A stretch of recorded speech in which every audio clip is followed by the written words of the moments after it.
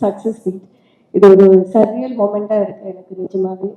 நான் பண்ண படங்கள்லேயே முதல் படம் சக்ஸஸ்ன்னு வந்த வார்த்தை இந்த படத்துக்கு தான்.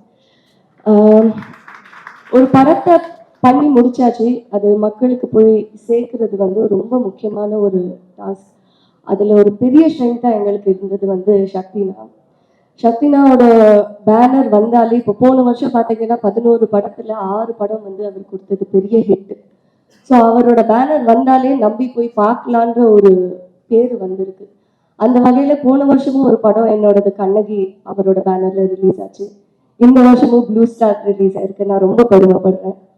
அடுத்ததாக தயாரிப்பாளர்கள் Lemon Leaf Creations, thank you Soundarya ma'am, thank you Ganeshmoorthy sir, Ranjitha, lots of love to you. நிறைய விதத்தில் இயக்குனராக தயாரிப்பதா ஒரு மனிதராக நான் ரொம்ப ரொம்ப ரசித்து பார்க்குறவர். Main person captain of the ship Jaikumar. ஜெயும் நானும் நான் ஆடியோ லான்ச்லேயே சொன்ன எப்படி சந்திச்சோன்னு.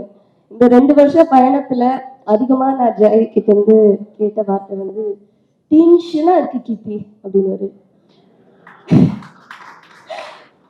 நானாக தான் கால் பண்ணுவேன், என்ன நடக்குது ஜெய், எப்படி போயிட்டு இருக்கு, ஆடிஷன் நடக்குதா, ஒரே டென்ஷனாக இருக்கு கீர்த்தி.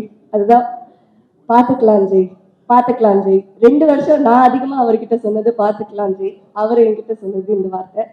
ஒன்று நான் நம்பினது என்னன்னா, இந்த கதை, இதில் இருக்கிற கதாபாத்திரங்கள் அவங்களோட பயணத்தை அவங்க ஆல்ரெடி முடிவு பண்ணிட்டாங்க.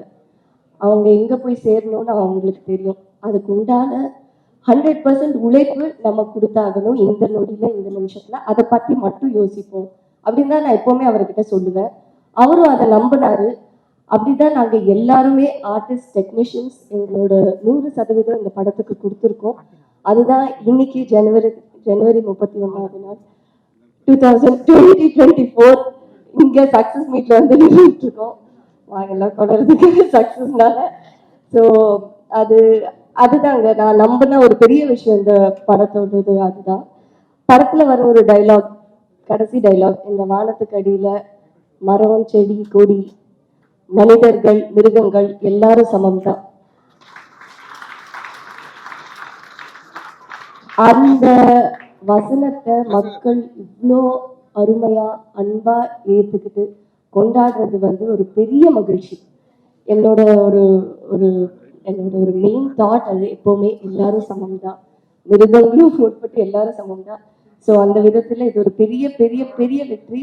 படமாக மட்டும் இல்லை, ஒரு ஹியூமனிடேரியன் பேசிஸாகவே ஒரு பெரிய வெற்றி நான் பார்க்குறேன். நன்றி, வணக்கம்.